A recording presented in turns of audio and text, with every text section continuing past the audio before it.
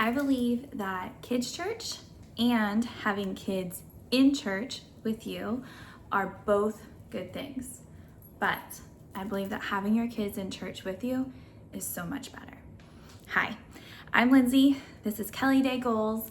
We are a fire family on mission to use our abundance of time to help our children learn to love God and actually like each other. And one of the most important ways that we do that is by having our kids in church with us. We have 2 boys right now and 1 on the way. I don't know if you can see my belly, but our boys are currently about to be 9 and about to be 7. And we have had them in church with us from the very beginning. Now, I do occasionally send them to kids' church, but it is on special occasions. For the most part, every Sunday they sit in church with us. First, I want to tell you, normally when people ask me why we don't send our kids to kids' church, I just kind of spit out a quick answer, and I'll say we just like to have them with us. And while that's very true, we had kids because we enjoy them and we like them and we want to be around them and want them to be around us. That's not the whole story. And so I thought I'd go ahead and take the time to explain the full reason of why we keep our kids in service with us. So there are a lot of good things about kids' church. I think that it's great that they have lessons geared toward them, toward their age, that are fun and engaging. All that is fantastic. I think it's also good for them to spend time with other adults outside of our family who can be good examples to them and who can be role models and people that they can go to in the future when they need someone else in their corner besides a parent. I also think it's a great opportunity for them to build relationships with other kids their age. I think that's fantastic, especially within our church, all good things.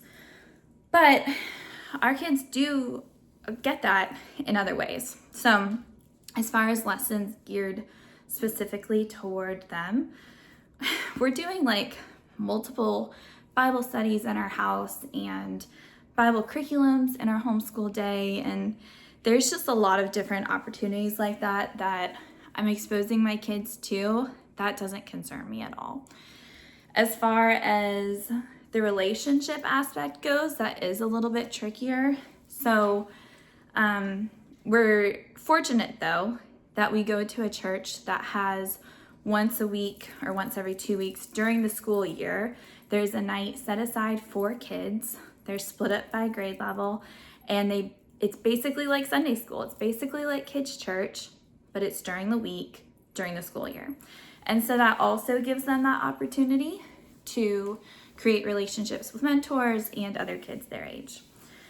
And then, even right now, I'm recording this in a silent house because my kids are at VBS. So there's plenty of times like that where there's other opportunities for that kind of stuff to grow. And I will say, the church that I grew up in as a kid, we would have regular church service, and then we would have a time of fellowship, and then everybody would split off into their respective Sunday school classes. And I wish that our church did that, but it doesn't. I definitely miss the fellowship that comes with regularly meeting every single week. We do have a special once a month after church family meal potluck, which is great, and I love that. But it's not that I don't want my kids in kids' church. It's that I think that having them in adult, normal, regular, the whole family church worship service is better. So I will now explain my reasoning for why I think it's just the better option. And that starts and ends most importantly with the fact that there have been multiple studies done, but I'm going to share one with you today, by the Institute for Family Studies, found that the number one factor, and this is their words, for kids having lasting religious faith into adulthood is if they attended church with their parents. And so if they attended church regularly with one parent, there's a 29% chance that they will continue in that faith as an adult.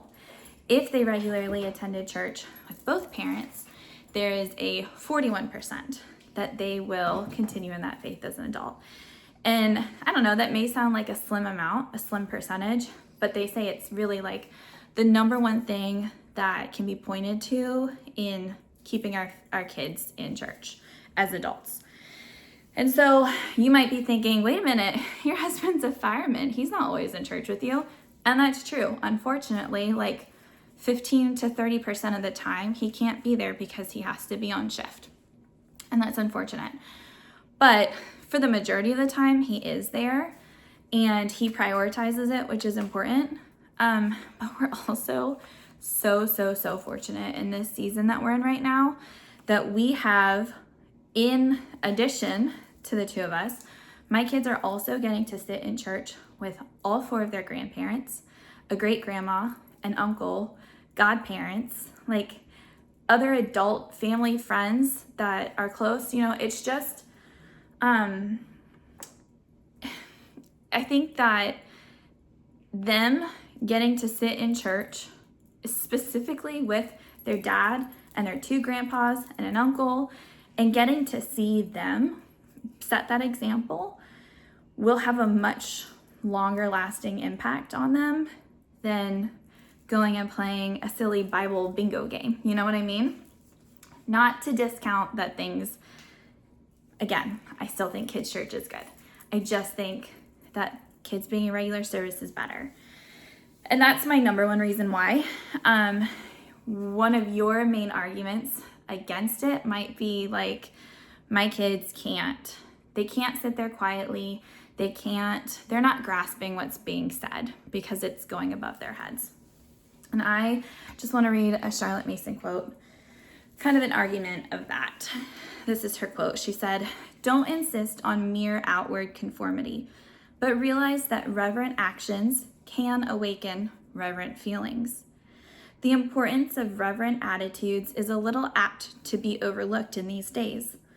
We are, before all things, sincere, and are afraid to insist upon mere forms, feeling it best to leave the child to the natural expression of his own emotions.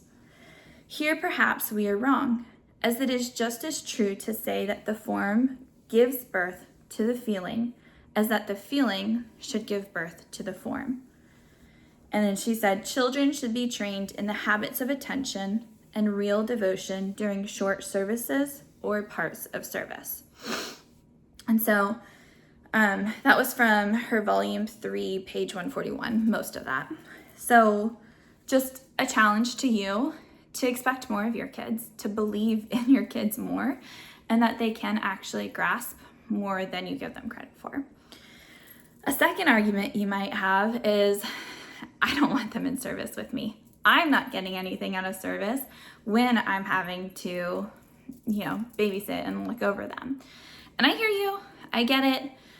And I don't know, maybe there is a time and season for it that I haven't been in and I don't understand. But I am a stay-at-home mom who homeschools, who's with her kids nearly every hour of the day. So if anybody's like trying to get a break, I get it. I'm enjoying this VBS week a little bit and some peace and quiet and being able to get some stuff done that I can't normally get done with all the background noise. But I would also challenge you that one, Sunday morning sermons should not be your only source of spiritual food. And two, it can be a sanctifying season for you as well. And maybe that's what God actually wants you to be learning and growing in this season, is how to be patient, how to train your child, all the good stuff that comes with having your kids in service with you. Finally, I will give you some tips on how we do it. And I just realized I didn't grab the books, so hold on one second. Okay, sorry, got it. So right now, I'm gonna go through all the ages, But like I said, right now I have an 8-year-old and a 6-year-old going on 9 and 7. And this is what we do during service. They have a sermon notebook by Not Consumed Ministries, notconsumed.com. And in it, you can see we have different notes that they can kind of fill in. So there's the date, sermon title, listen to the sermon and draw a tally mark each time you hear one of these words, illustrate or write a verse from the sermon, and then draw or write what you have learned from today's sermon. This is the primary level. She has several different levels to choose from. I think this is actually one of the younger ones, but both my boys love drawing pictures, and so I wanted to make sure I got the one that had the space for them to draw. And basically what I tell them, and I do reward them for this, but basically what I tell them is if you take notes, if you draw a picture from the sermon, or if you can narrate the sermon back to me after service, then you can earn, we use this Skylight calendar, you can earn 5 stars for each of those things. And my kids have learned that they can do all 3 every Sunday. And you'd be surprised what they can remember from the sermon that I'm not remembering. And so I think that's a great spot for us right now with where we're at. In years past, when they were younger, I would often have them, so I would, starting around, let me see, I'll just go all the way back to the very beginning. So infants in church, they nursed and they napped. They're not that hard to keep busy, to keep quiet, not that hard. Of course, every now and then you might have a really fussy baby for some reason that you need to step out with. And thankfully most churches have a cry room or something that you can do that and still be listening in. Then I'd say like for the next level, busy babies, we would bring like quiet toys. So like a stuffed animal or a stuffed ball, and puffs. Puffs just worked great. I think they like dissolve into basically nothing. And so they can just eat one after another. And if they're putting stuff in their mouth, there isn't noise coming out of their mouth. For toddlers, I started bringing a snack and then a sticker book, which is something my grandma actually gave us. And I was like, wow, that kept them really busy to be the tactile movement, you know, peeling stickers and putting them in the right place. And for a while, Dollar Tree had some really cool like Bible story sticker books. I don't know if they still have them or not, but those were a big hit when my kids were toddlers. Then when I had slightly older kids that weren't readers yet, we would still do a snack, and then I would just bring a blank notebook and colored pencils and just let them color whatever they wanted to color. And then eventually I started to encourage them from there to start coloring what they were hearing in the sermon. I have a note here that some of the best church snacks are animal crackers and like flavored almonds that your kids really like. Both things that like take a while to eat and are very quiet and not super crumbly, or the package isn't really loud, or the food isn't very smelly and disturbs the other people around you. Those are all things, you know.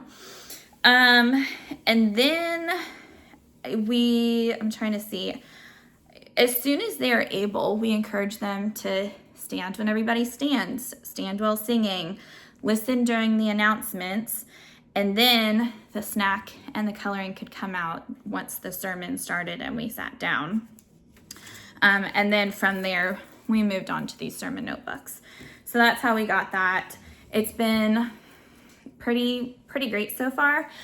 I will say there is a time period in every kid's life where they know how to speak, but they don't know how to whisper yet. If you understand the science behind it, let me know. There's like something developmentally delayed about learning how to whisper that comes well after learning how to speak. And my friend and I were just joking about this. That season of time is hard when you're trying to teach your kid what a whisper is. But practice at home and get good at it. And don't be afraid to bribe them. I'm never concerned about bribing my kids in order to train them. You know, they're like my little dolphins. We just give them treats and snacks and train them as we go. And I know a lot of Charlotte Mason people would be like, no, don't do that. But it's what we do, and I'm okay with that. We are Charlotte Mason-ish. So finally, just in closing, I wanted to share one more quote. This is from Susan Schaefer Macaulay from For the Children's Sake. She said, "Just as the small child quickly learns by being in the company of parents who enjoy music, for example, so will he pick up the reality of a relationship with God when he sees his mother simply praying or his dad quietly worshiping in church week by week." So it doesn't get more simple than that. And I'm not trying to tell you you're doing wrong if you're sending your kids to kids' church. But if you have ever felt that pull to have them in service with you, I want to encourage you and maybe give you some reasons why that could be a really great idea. So have a good one.